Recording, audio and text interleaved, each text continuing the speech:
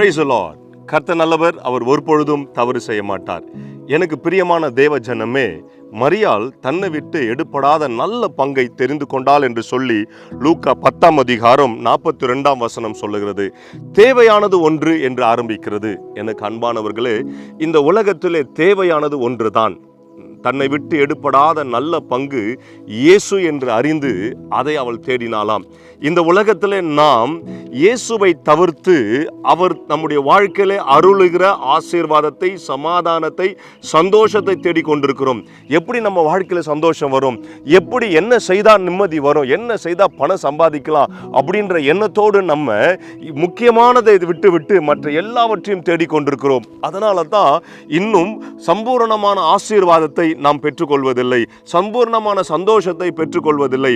ஏதோ கொஞ்ச நேரம் ஒரு ஆசீர்வாதம் வருது, கொஞ்ச நேரம் ஒரு சந்தோஷம் வருது, அதிலேயே நம்ம வாழ்க்கை ஓடிக்கொண்டிருக்கிறது. அது நிரந்தரமான சந்தோஷமும் ஆசீர்வாதம் அல்ல.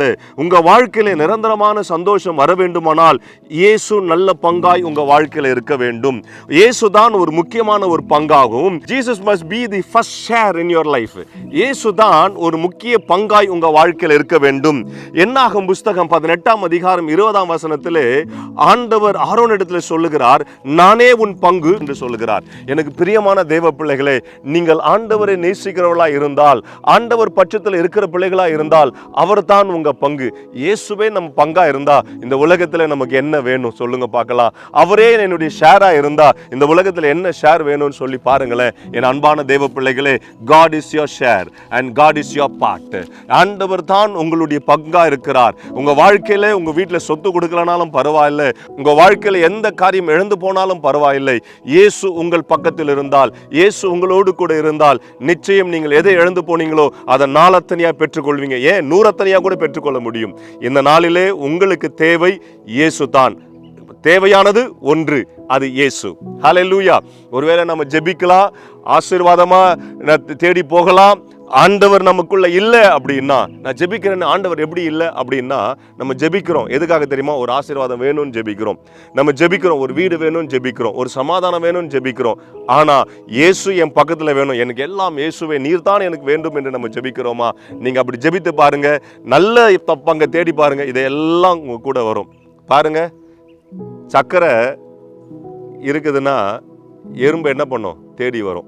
நம்ம சொல்கிறோம், எறும்பு கிட்ட சொல்கிறோம், நாங்கள் எங்கே சீனி வைக்கிறேன், இந்த இடத்துல சீனியை வைக்கிறேன் அப்படின்னு சொல்லிட்டு வைக்கிறோமா? இல்லை, நம்ம வைக்கும் பொழுது சீனியை தேடி எறும்பு என்ன பண்ணுது? தானாக வருது. அதுபோல் இயேசு நம்ம வாழ்க்கையில் வந்தால் ஆசீர்வாதம் நம்ம தேடி தானாக வரும். அதனால் ஒன்றுக்கும் கவலைப்படாதீங்க, சந்தோஷமாக இருங்க. ஜெபிக்கலாமா? பரலோக தகப்பனே, அன்பு பிள்ளைகள் நல்ல பங்கை தெரிந்து கொள்ள கர்த்தர் நீர் கிருபை பாராட்டி அருளும். தங்களுடைய வாழ்க்கையிலே உம்மை தவிர மற்ற எல்லாவற்றையும் வேண்டும் என்று தேடிக்கொண்டு போகிறார்கள். கர்த்தர் அதை காட்டிலும் நீர் முக்கியமானவர், நீர் அவர்களோடு கூட இருக்கிறீர் என்பதை அறிந்து கொள்ள நீர் ஒரு வாய்ப்பை தந்ததுக்காய் ஸ்தோத்தரிக்கிறோம்.